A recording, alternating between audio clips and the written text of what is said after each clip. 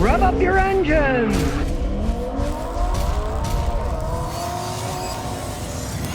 I always laugh with this electric car stuff because, first, where are you going to get the power, all that? But what are you going to do with the old batteries? And it turns out that California, the land of supposed they're going to electrify everything, right? They have no plans of what to do with these old EV batteries. They're very hard to recycle. And there's only so many you can give to the parks department to use what's left of them to run lights and stuff, because you got something that puts out 400 something volts and you're going to run little LED lights. You can still use them quite some time. They got enough power to do that for a while. But they have no plan of what to do with the old batteries either. As everybody knows, in the United States, recycling is kind of a joke. A lot of this stuff, when I was in Houston, they said, oh, they're recycling this stuff.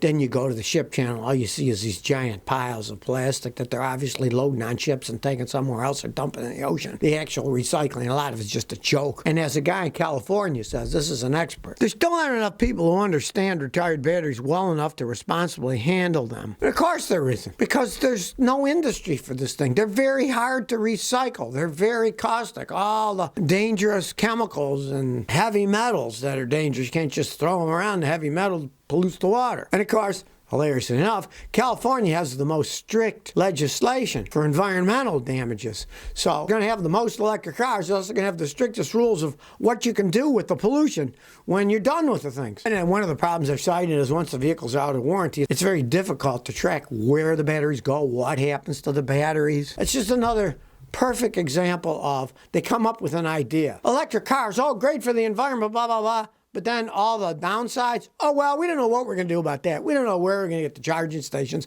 We don't know what we're going to do with the old batteries. None of this stuff is thought out into the future very far. It's not even thought up into the present, really. I mean, they already have a reasonable amount of them. When they start breaking down, what are they going to do with this stuff? Of course, the politicians will blah, blah about how they're going to blah, blah, blah, and then nothing will get done. There'll be batteries all over the place, and nobody will know what to do with the stupid things. All right, you want some information about electric cars and bad quality? Well, it turns out that over 10% of Tesla's Model S vehicles in Germany fail Germany's strict inspection after only 3 years when they're 3 years old. According to the Germans, they're the worst cars in the world. They're even worse than the gasoline and diesel-powered engines in terms of what fails after 3 years. And people are all talking about the bad quality control when they're new when they get them. 3 years later, it's even worse. They have these TÜV inspections when the car's 3 years old, and over 10% of the Teslas failed, and that's the Model S, a very expensive car. And interesting enough, the Smart for 2 electric car was the tops. It was only 3.5% failed. Tesla was on more than 3 times as much. And the average failure of these 3-year-old cars in Germany is 4.7%.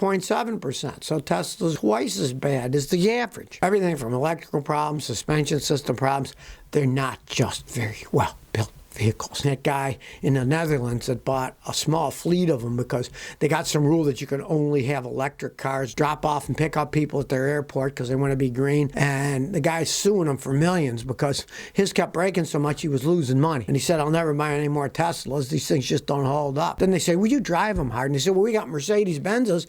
They're driven just as hard in our fleet and they're not breaking in half like yours are. Well, here's an email from a viewer and he's telling me, Scotty, Ford isn't what it used to be. I bought a brand new GT Mustang in New Hampshire. They told us that they were going to fix the dented exhaust tips. So I picked it up and then I went closely and I saw a series of dents going down the passenger side front fender and dents on the door, one on the rear fender as well. No paint damage, just small dents. The dealer said they attempted a paintless dent repair, but they did a half-assed job of it and said it was the best they could do. I contacted Ford, but Ford said, oh, he didn't see the dents right away, so we're not going to do anything about it. So I'm now left with a very expensive car with less than 200 miles on it with small dents all down the side. Is there anything I could do? Back in the day, Ford threatened to close the dealership for not fixing the recall I went in for, so they made a loyal customer for me until now. Now they won't lift a finger to help me. The moral of the story is, hey, only buy a car when the sun is shining and check both sides for dents before you buy it. You bought a car that was brand new and you only have 200 miles on it now. How they could sell you a car was dented. Obviously, it got dented somehow in transit. You see those guys pulling them on those big transits. A lot of times I've seen them on the highway. The guys don't fasten them right. They're bumping up and down. Some of the little stays on the side bash against the car. I've seen that many times. Or maybe it was in a hailstorm. I don't know. They're not even standing behind it for the guy. That's just ridiculous. You paid all all that money for a new GT Mustang, and there's little dents up and down. And then they said, we tried dentless removal, but didn't do a good job. Now that, to me, is total BS, because I've seen the paintless dent removal guys. I got a whole video on it with my wife's Matrix. The guy did a phenomenal job, but just to take the dent out of the fender, it took them almost 3.5 hours, right? Obviously, they didn't want to pay the dent removal guys enough money to do it, so they did a half-ass job doing it. They could, if they wanted to pay, do it correctly, because I've seen these paintless dent removal guys. Some of them are experts, and they sit there with a mirror and a little hammer and a heat gun, and they can get any dent out. I've seen them do a phenomenal job, right? But Ford didn't want to really pay for it. And so that's the best they can do. What a load of baloney. So thumbs down to Ford on this one. Alex G says the company sent me 0W30 instead of 5W30 engine oil. I bought mobile engine oil 530 and they sent me 0W30. The site recommends using 0W30 for my car. It's a Lexus IS220 diesel. But I don't believe these search engines. They're garbage. What should I do? Well, I would not use a 0W30. Your engine was made for 5W30. I would use 5W30. It is a diesel engine. It has all kinds of pressure, much more pressure than a gasoline engine. And I would think the somewhat thicker 5W instead of 0W is going to be much better for that engine in the long run. The fact that they sent you what you didn't order, I would just send it back. Get free shipping. If they shipped it to you, make them ship it back. I would not put it in your diesel. You do not want to change the oil that is recommended for your car in a modern car, especially in a Lexus. You look on that engine, see what it says right on the oil thing, and it'll say 5W30. And if it does, that's what you use. If it says 0W30, yeah, but if you're supposed to use 530, don't change it. There's a reason engineers use that oil, and that's a diesel, a lot more pressure. I would send it back and get the correct oil. Leon 2003 says, can a dealership be held responsible for indirectly causing my car to break down? I got a 2010 VW Golf with 267,000 kilometers. I got it serviced at 264,000 kilometers with a ticking noise.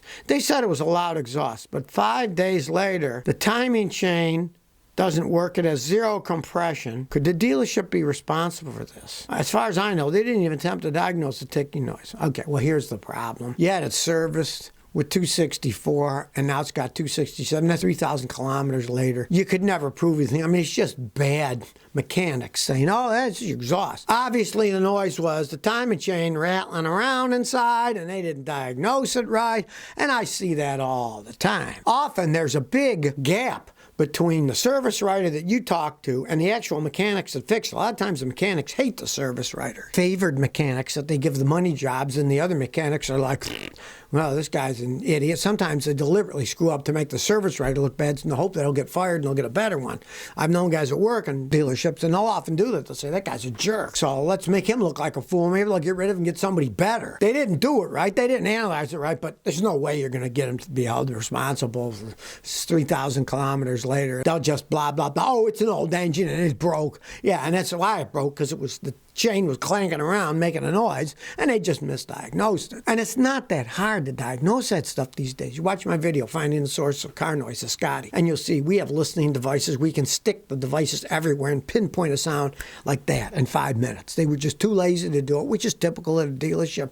Now you're stuck with a broken Volkswagen. Well, my advice is don't buy a Volkswagen in the first place. Their dealership service is crap too. You could talk to a lawyer, but he'd probably tell you the same thing I'm telling you. You're not going to get anywhere. How could you prove that basically they just didn't do a good job analyzing it? And who can prove when it broke, why it broke? You'd never get anywhere in court. Braden says, I just bought an '08 Toyota Highlander with only one key and fob. I don't want to pay $400 for spare Toyota. I'd rather buy a program or do it myself. You don't want to, because the cheapest programmer I have that actually works and reprograms keys costs $1,500. I've got a $5,500 one that does it too, but you really don't want to spend that kind of money. What you want to do is go to your local locksmiths, find one. Took me a while here in Clarksville to find one, but I found a really good one in downtown Clarksville. They do all that type of stuff at a fraction of the cost of what the Toyota dealer does. All good mechanics can reprogram those things, and that's an '08. it's somewhat older. I've got the equipment to reprogram it. If you're in Clarksville, come on by, buy yourself the fob. You can get them on Amazon and stuff, and when you bring it over with your old fob, I can reprogram it to accept the new one too. It's not that hard to do. Go to a locksmith. They'll do it a lot cheaper, but you really don't want to buy the program unless you want to start a business doing it for other people. And there's a lot of competition out there, so I wouldn't advise doing that. So if you never want to miss another one of my new car repair videos, remember to ring that bell.